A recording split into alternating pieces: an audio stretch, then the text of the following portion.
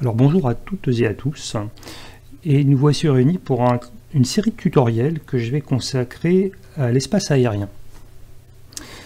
Et on va aborder notamment des points de réglementation. C'est un tutoriel qui sera essentiellement théorique et qui va se constituer en une série de vidéos.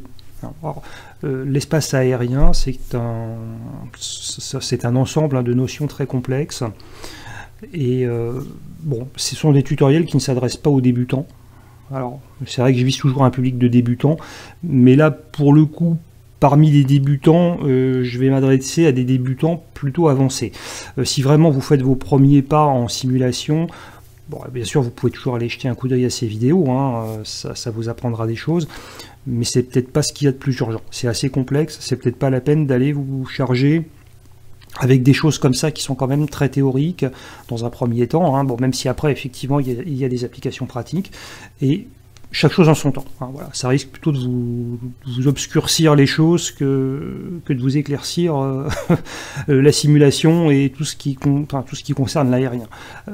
Consacrez-vous plutôt, si vous débutez vraiment à l'essentiel du pilotage, la gestion des espaces aériens, tout l'aspect réglementaire, ça viendra un peu plus tard. Mais c'est vrai qu'il faut y passer à un moment donné. Par contre, c'est vrai que si vous débutez, mais que vous avez quand même un petit peu d'expérience derrière vous en simulation et que vous commencez à vous attaquer à des appareils un petit peu plus consistants, à faire des plans de vol plus élaborés, à commencer à lire des cartes en route, des cartes de procédure, tout ce qui est cartes d'approche, de départ, etc., des cartes d'approche à vue, et bien évidemment des cartes de VFR, vous êtes forcément confronté à cette notion d'espace aérien. Vous avez tout un tas de choses sur les cartes qui peut-être vous semblent un peu mystérieuses. Peut-être avez-vous cherché à aller regarder à droite, à gauche, peut-être dans un manuel de pilotage, peut-être sur des forums, peut-être sur le site du SIA, je ne sais pas. La documentation, elle est extrêmement variée et nombreuse. Et peut-être que ça vous a plutôt effrayé. Voilà, vous vous êtes peut-être dit, bon, je vais peut-être aller attendre encore un peu parce que c'est vrai que c'est complexe. Mais du coup, il y a un certain nombre de choses que vous ne comprenez pas, notamment quand vous lisez des cartes. Alors il faut savoir que quand on vole, comme ça dans son coin, on peut très bien passer outre tout cet aspect de la réglementation aérienne. Par contre, vous passerez à côté d'un certain nombre de choses. Vous volerez, mais de manière moins réaliste. Si vous volez dans la réalité, évidemment, la gestion des espaces aériens, il faut connaître. Les pilotes sont confrontés à chaque vol à cette réglementation, quand ils font des plans de vol, etc. Ils sont confrontés à ça, ils doivent connaître la réglementation. S'ils ne le font pas, ils sont en infraction. Si ensuite vous êtes en simulation, mais que vous désirez faire du vol en réseau, type IVAO par exemple, vous allez être forcément confronté à des contrôleurs humains et donc aux espaces aériens et à la réglementation sur les espaces aériens, et là vous n'y couperez pas. Donc si jamais vous désirez passer en vol, faire du vol en réseau, ce qui est le plus proche de la réalité, et que vous n'avez aucune notion d'espace aérien, ça va être très compliqué, d'autant plus que vous avez tout un tas d'autres choses qui vont venir débouler, comme par exemple la phraséologie, ça aussi c'est compliqué, et ça va être extrêmement compliqué. Donc ce que je vous conseille quand même, si vous commencez un petit peu à prendre un peu d'assurance en simulation et à vous attaquer à des choses un peu plus complexes, c'est de commencer à vous familiariser aux espaces aériens, à une partie de la réglementation, à savoir un petit peu de quoi il en retourne. Voilà, donc ce tutoriel s'adresse aux débutants, je dirais avancés, qui veulent continuer à avancer justement et qui veulent faire quelque chose de plus, peut-être d'un petit peu plus réaliste. Voilà. Donc on va aborder dans un premier tutoriel des premières notions de base. Alors vous allez voir que les espaces aériens, ça regroupe énormément de choses, et que toutes ces notions vont se compléter, vont se superposer, vont se combiner. C'est assez complexe, donc on va vraiment y aller étape par étape, et ce sera l'objet de chacune de ces vidéos, de vous faire progresser comme ça, étape par étape, de manière à aborder des choses de plus en plus complexes, et que vous compreniez comment ces choses se combinent entre elles, et comment elles s'articulent. Donc la chose peut-être la plus simple à aborder, c'est que, alors l'espace aérien, pourquoi est-ce qu'on le découpe? C'est pas pour vous embêter, c'est généralement essentiellement pour des raisons de sécurité. hein, pour éviter les collisions, et pour également pour gérer en fait la circulation aérienne qui peut être dense à certains endroits. Vous verrez qu'à certains endroits il n'y a pas vraiment de contrôle. Hein. Certains espaces ne sont pas contrôlés. C'est les règles. Alors évidemment, ça ne veut pas dire qu'il n'y a pas de règles. Hein. Il y a des règles qui s'appliquent, mais il n'y a pas de contrôle. Hein. C'est assez libre. Voilà, chacun se débrouille un peu dans son coin, et bon, et en général, ça se passe plutôt bien. Et puis il y a des endroits effectivement où la densité du trafic aérien est telle qu'il faut absolument imposer des règles extrêmement strictes, et puis qu'il y ait du contrôle aérien pour chapeauter tout ça, hein, pour gérer tout ça. Voilà, il y a des raisons évidemment pour cela. Et il y a tout un tas de services qui sont associés. Alors la première chose vraiment peut-être la plus simple à comprendre, et on en a déjà un petit peu parlé quand je vous ai fait un tutoriel sur les plans de vol, au sujet du GPS. Hein. Je vous expliquais comment rentrer un plan de vol dans un GPS, on a fait un plan de vol ensemble, et je vous parlais des routes supérieures, des routes aériennes supérieures et des routes aériennes inférieures. Hein, et je vous disais qu'il y avait un niveau de vol entre les deux. Eh ben, il était déjà question en fait d'espace aérien. Hein. J'en ai pas parlé en ces termes, mais c'était déjà une question d'espace aérien. Alors on voit en fait qu'on va ici séparer l'espace aérien en deux grands domaines. L'espace aérien inférieur qui se situe au-dessous, et je dis bien au-dessous du niveau de vol 195, donc le niveau de vol exclu, hein, donc c'est en dessous. Et ces zones, on les appelle des FIR, qui sont des zones d'information de vol. Et on a l'espace aérien supérieur qui débute à partir du niveau de vol 195, donc inclus, jusqu'au niveau de vol 660, ça fait à peu près 20 km d'altitude, hein, qu'on appelle UIR. En France, alors on va parler essentiellement de la réglementation française. Des fois je dirais un petit peu de mots de réglementation aux États-Unis par exemple, hein, parce qu'on peut voler quand même pas mal aux États-Unis. Après bien évidemment je ne connais pas la réglementation de chaque pays. Bon, je n'ai pas les compétences pour le faire, et évidemment c'est absolument impossible, mais on vole en France en général. Bon, voler aux États-Unis pourquoi pas, hein, c'est quelque chose quand même qu'on peut faire de manière assez fréquente, donc je vous donnerai parfois quelques petites clés, quelques explications sur la réglementation aux USA. Voilà, hein, ponctuellement, mais on va se focaliser bien sûr sur la réglementation française. En France, on divise l'espace aérien inférieur, donc en dessous du niveau de vol 195, en 5 régions de vol FIR, hein, Paris, Reims, Brest, Bordeaux et Marseille. Ici, je vous ai mis une petite carte que j'ai prise sur Wikipédia, hein, j'ai mis mes sources. Voilà. Il faut savoir que les Outre-mer ont leurs propres espaces aériens, qui évidemment sont plus restreints, hein, parce que ça concerne des territoires plus géographiquement plus limités. Voilà, je parle des Outre-mer parce que c'est vrai que nos compatriotes d'Outre-mer, souvent on les oublie. Et c'est pas bien, hein, voilà, évidemment. Hein, quand on parle de la Polynésie française ou de la Guyane, hein, par exemple, y a des espaces aériens, hein, bien sûr, qui sont... voilà, ils ont leur propre zone d'information de vol. Alors, l'espace aérien supérieur, il n'est pas divisé, hein, voilà, et il est réservé au vol aux instruments, à l'IFR. Donc le VFR est interdit. Ça, c'est une notion qu'il faut absolument connaître. Et cet espace supérieur, aérien supérieur, il est contrôlé jusqu'au niveau de vol 660. Il est en classe C. On verra plus tard hein, la signification des classes. Et au-dessus du niveau de vol 660, il n'est plus contrôlé. On dit qu'il est en classe G. Ça aussi, on verra plus tard. Mais vous pouvez déjà retenir que la classe G, c'est un espace aérien qui n'est pas contrôlé. Pourquoi il n'est pas contrôlé? Parce qu'au-dessus du niveau de vol 660, il n'y a pas beaucoup d'appareils qui s'aventurent à de telles altitudes. Ça ne veut pas dire qu'il n'y a personne. Hein. Ça ne veut pas dire qu'il n'y a personne, mais le trafic est quand même très réduit. Bon, ce sont plus des appareils militaires, des appareils expérimentaux, peut-être des appareils météo, je ne sais pas, mais enfin, il y a relativement peu d'appareils qui s'aventurent à de telles altitudes. De toute façon, ça ne concerne pas vraiment X-Plane, à moins peut-être que vous pilotiez la navette spatiale. Je crois qu'on peut piloter la navette spatiale sous X-Plane, mais enfin bon, c'est une autre affaire. Le vol VFR, donc, par conséquent, hein, il est limité à l'espace aérien inférieur, donc en dessous, et je dis bien en dessous du niveau de vol 195. À l'intérieur de l'espace aérien inférieur, on définit une zone qu'on appelle la LTA, qui s'étend du niveau de vol 115 au niveau de vol 195. Alors, on va voir ça un peu plus loin. Cette LTA, elle est en classe D, on verra plus loin ce que ça veut dire, hein, sur l'ensemble du territoire national, et elle est en classe E, au-dessus des Alpes et des Pyrénées. Alors, bon, on passe vite fait là-dessus, je vais vous expliquer après sur une carte, hein, enfin sur une diapo, de manière visuelle, ce que ça signifie, parce que présenter comme ça, c'est pas évident. Déjà, je pense que beaucoup se disent, oulala, où j'ai été mettre les pieds. Ça, c'est simple encore, hein, vous verrez qu'après, ça se complique.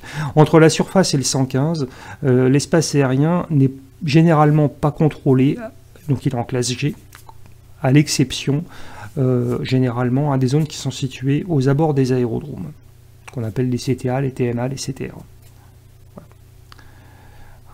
On notera également la présence de certaines zones réglementées entre la surface et le niveau de vol 115, qui peuvent être des zones d'interdiction temporaire. Il y a le réseau de très basse altitude, il y a des zones P, les zones R, les zones D. On verra ça plus loin. Vous vous inquiétez pas avec ça, mais quand vous aurez compris tout ça, vous verrez que c'est finalement pas si compliqué que ça à comprendre. Quand on y est, une fois qu'on a compris comment ça s'articule, c'est pas si compliqué que ça à comprendre. Vous saurez lire enfin une carte VFR. Enfin, en tout cas, vous aurez grandement progressé dans la lecture des cartes VFR. Je dis pas que vous connaîtrez tout en totalité, mais vous serez quand même assez bon. Voilà. Alors ça, c'est un petit schéma. Voilà, ceux qui me connaissent connaissent mes grands talents d'infographiste. Voilà, bon, vous trouverez évidemment beaucoup plus beau, des choses beaucoup plus belles hein, dans les manuels de pilotage ou sur certains sites. Bon, j'ai pas voulu aller piquer le schéma de quelqu'un, donc j'ai fait un schéma ici à ma façon. C'est moche, d'accord, mais bon, ça n'a pas besoin d'être une grande œuvre d'art pour comprendre. Plus c'est simple, à la limite, et mieux ça passe. Vous avez évidemment ici en gris le sol, hein, enfin la surface. Vous avez ici un petit bout d'océan. Voilà, et au-dessus, c'est l'air. Voilà, c'est pas compliqué, hein, jusque-là. Donc on retrouve ici hein, notre niveau de vol, 195. Voilà, voilà. Et ici, vous avez donc cet espace aérien supérieur, noté UIR, hein, qui va du 195 à l'infini. Hein, il n'a pas de limite, enfin, l'infini. Il n'a pas de limite supérieure, celui-là. D'accord. En dessous ici, vous avez l'espace aérien inférieur, hein, ce qu'on appelle nos fameuses, ici, FIR, nos zones d'information de vol, qui se situent donc en dessous du niveau de vol 195. Je vous rappelle que au-dessus de ce niveau de vol 195, vous n'avez que des vols IFR qui sont autorisés. Le VFR est prohibé. On retrouve des réglementations comparables à l'étranger. Hein. Mais parfois avec des altitudes un peu différentes. Hein. Il peut y avoir des petites choses, mais bon, mais souvent en général, comme ça, les altitudes très élevées, hein, le VFR est interdit. En dessous, vous avez les deux qui sont autorisés, IFR, VFR, quel que soit l'espace. Quelle que soit la classe de l'espace, c'est autorisé. Avec parfois, évidemment, localement, des réglementations, des restrictions, des interdictions. Hein. C'est une règle générale. Hein. En dessous du 195, IFR et VFR vont cohabiter. Hein. Au-dessus, non. Ça, c'est une règle qu'il faut connaître. Dans notre espace, ici, aérien inférieur, on impose ici une limite, hein, le niveau de vol 115. Voilà. Et dans notre niveau de vol ici supérieur, on impose quand même également une limite qui est le niveau de vol 660. Alors vous voyez que l'espace aérien supérieur, c'est finalement beaucoup plus simple. Hein. On n'a que ici l'IFR. Tout est enclassé jusqu'au niveau de vol 660 et au-dessus, c'est pas contrôlé. Alors, voilà. Ici vous avez donc une UTA hein, qui est une zone contrôlée qui est située entre le 195 et le 660. Voilà. Ici en classe C, on verra la signification des classes. Hein. Mais retenez que au-dessus entre le 195 et le 660, c'est contrôlé, et que c'est l'IFR, au-dessus, c'est pas contrôlé. C'est tout ce qu'il y a à retenir. En dessous du 195, entre le 115 et le 195, c'est contrôlé.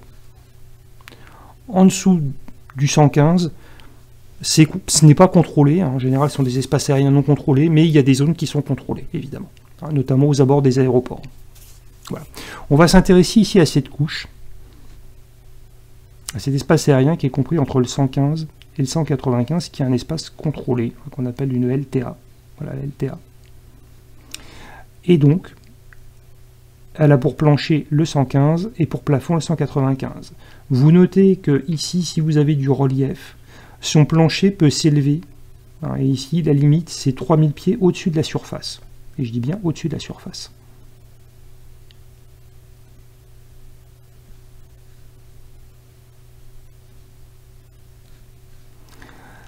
Cet espace aérien, il est en classe D. On verra plus loin. À l'exception des zones ici, alors en France, c'est au-dessus des Alpes et au-dessus des Pyrénées où il est en classe E, et également ici, au-dessus de l'océan, quand vous êtes au-delà des eaux territoriales. C'est en classe E. S'il y a quelque chose à retenir à ce niveau-là, hein, c'est que vous avez ici une zone qu'on appelle la LTA, un espace aérien qu'on appelle la LTA, entre le 115 et le 195, qui est contrôlé. Point. Déjà, c'est pas mal si vous retenez ça. Et que l'IFR et le VFR vont se côtoyer, hein, peuvent cohabiter dans cet espace aérien. En dessous du niveau de vol 115 et jusqu'à la surface, qui peut être la surface de la Terre hein, ou la surface de l'eau, hein, si vous êtes au-dessus de l'océan, ce n'est habituellement pas contrôlé. Classe G. Hein, c'est pas contrôlé. C'est pas compliqué, hein, les extrêmes ne sont pas contrôlés. Ce qui est tout en bas, c'est pas contrôlé jusqu'au niveau de vol 115, habituellement. Ce qui va au-delà du 660, ce qui est tout en haut, c'est pas contrôlé non plus. Hein. Les deux extrêmes sont contrôlés, entre les deux, tout est contrôlé. C'est ça qu'il y a à retenir. Hein. Le schéma, évidemment, il est complexe, mais de manière simple, tout en haut, 660, c'est pas contrôlé. Tout en bas, hein, de la surface jusqu'au niveau de vol 115, ce n'est pas contrôlé non plus, sauf des zones qui sont contrôlées. Pourquoi? Eh bien parce qu'il y a des aérodromes, parce qu'il y a du trafic intense. Et là, on définit des espaces aériens à cause de ça, et on verra bien plus loin de ce dont il s'agit. Mais déjà, ce sont des notions globales qu'il faut absolument comprendre. Et dans ces espaces aériens, on définit des classes qui vont dépendre en fait de la nature du contrôle. C'est toutes ces chiffres, ces lettres-là, hein, A, C, D, E et G en France, hein, il y a 5 classes en France. Il y en a 7 en tout, mais il y en a 5 en France qui sont visitées. C'est en fait la nature du contrôle. On détaillera ça dans les vidéos suivantes, hein, mais pour l'instant, vous ne surchargez pas trop l'esprit. Hein, mais retenez que tout en bas, c'est pas contrôlé, sauf ici ces zones qu'on appelle DCTR, notamment et DTMA, qui sont contrôlées avec différents degrés, différents niveaux de contrôle. Et ici, bien sûr, IFR et VFR vont cohabiter. Je vous rappelle également qu'ici, vous avez cette zone que j'ai mis ici en vert, hein, qui est la couche de transition, qui est comprise entre l'altitude de transition et le TL hein, pour Transition Level, qui est le niveau de transition. Et je vous rappelle, alors si vous avez regardé la vidéo sur l'altimétrie, pour vous, c'est évident. Si vous ne l'avez pas fait, c'est mal. Et je vous invite à y aller, parce qu'elle est très bien, ma vidéo sur l'altimétrie. Mais en fait, hein, l'altitude de transition, c'est une altitude généralement fixée en France à 5000 pieds. Sauf exception, hein, dans certaines zones, elle peut être plus élevée, notamment dans les zones montagneuses. Hein, vous avez parfois des altitudes à 6000, des TA à 6500 pieds, par exemple. Hein. Mais habituellement en France, de manière générale, c'est 5000 pieds. Eh bien, en dessous de cette altitude de transition, vous devez être ici au calage QNH. C'est-à-dire que vous devez utiliser pour calage altimétrique le calage local, voilà, la pression locale. Quand vous êtes au-dessus de cette altitude de transition, quand vous traversez cette zone, vous devez vous mettre en calage standard. C'est-à-dire le calage standard de l'atmosphère standard, hein, des conditions ISA, c'est-à-dire 29,92 pouces de mercure ou 1013 hectopascales. Et donc au-delà de cette altitude de transition, normalement, tous les appareils ont le même calage altimétrique. En France, cette altitude, elle est de 5000 pieds habituellement. Alors là aussi, la législation peut varier. Aux États-Unis, je crois que c'est 18 000 pieds, l'altitude de transition. Donc c'est beaucoup plus haut. Hein, ouais. Donc là, d'un pays à l'autre, si vous allez faire du vol en réseau aux États-Unis, attention hein, au calage altimétrique, parce que là, vous allez vous attirer des ennuis. Voilà. On n'a pas le droit de voler dans cette zone ici, dans cette couche de transition. Vous pouvez la traverser en montant, vous pouvez traverser en descendant, bien sûr, hein, mais vous ne pouvez pas voler en palier dedans. C'est interdit. Sauf ici au niveau des procédures, des choses comme ça. Il y a certaines zones où vous pouvez le faire. Hein. Bon, enfin, là, j'ai des pafifs, bon, c'est un cas particulier. Ok. Donc ce schéma, ce que vous avez à en retenir, c'est ces trois niveaux. 115, 195, 660. Au-dessus du 195, c'est l'espace supérieur. En dessous du 195, c'est l'espace inférieur. D'accord ? Ensuite, dans l'espace supérieur, eh bien, c'est un espace qui est contrôlé jusqu'au 660. Et le VFR est interdit. Vous n'avez que l'IFR. Au-dessus, évidemment, c'est toujours de l'IFR, hein, mais c'est un espace qui n'est plus contrôlé. En dessous, donc, au niveau de l'espace inférieur, vous avez également une séparation en deux espaces. Hein. Du 115 au 195, c'est un espace contrôlé, qu'on appelle une LTA. Et si vous retenez ça déjà pour l'instant, c'est pas mal. En dessous, c'est habituellement non contrôlé, ce qu'on appelle une classe G. Ça ne veut pas dire, alors attention, un espace contrôlé, ça ne veut pas dire que c'est la jungle et que chacun fait ce qu'il veut. Hein. Il y a des règles.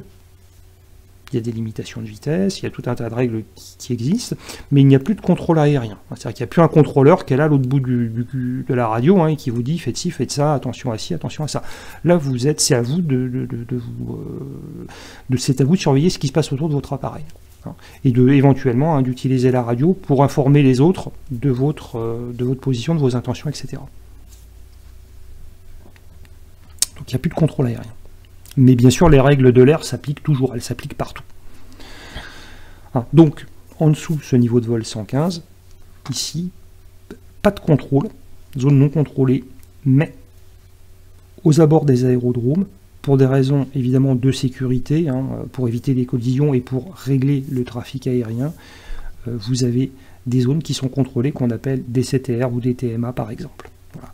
Et à côté de ça, j'ai pas fait figurer ça, hein, mais vous avez tout un tas de zones réglementées, vous avez des zones militaires, vous avez des zones dont le survol est réglementé, avec des altitudes, etc. Voilà. Pour une première approche, disons, de la notion d'espace aérien, je pense que si vous avez déjà compris ça, vous avez fait un grand pas en avant. Alors vous allez voir qu'après, il y a encore des petites choses très amusantes, hein, mais déjà, je pense que vous allez commencer à comprendre comment ça fonctionne et la raison d'être de ces espaces aériens. Voilà, donc je vous remercie encore et toujours pour votre fidélité et pour votre immense attention, et à très bientôt pour un nouveau tutoriel où on abordera la notion de classe, hein, d'espace aérien. Donc on va je vais vous expliquer, je pense dans 2 vidéos, hein, j'ai pas encore tout fixé, mais je pense que je ferai 2 vidéos là-dessus, parce qu'une seule vidéo ça va être un petit peu long sinon, où je vous expliquerai la signification de ces lettres. Hein. C'est A, C, D, E et G. Je vais vous expliquer ce que ça signifie, et vous verrez déjà quand vous aurez compris ça, vous aurez compris l'essentiel de la gestion de l'espace aérien. Voilà, à très bientôt et merci.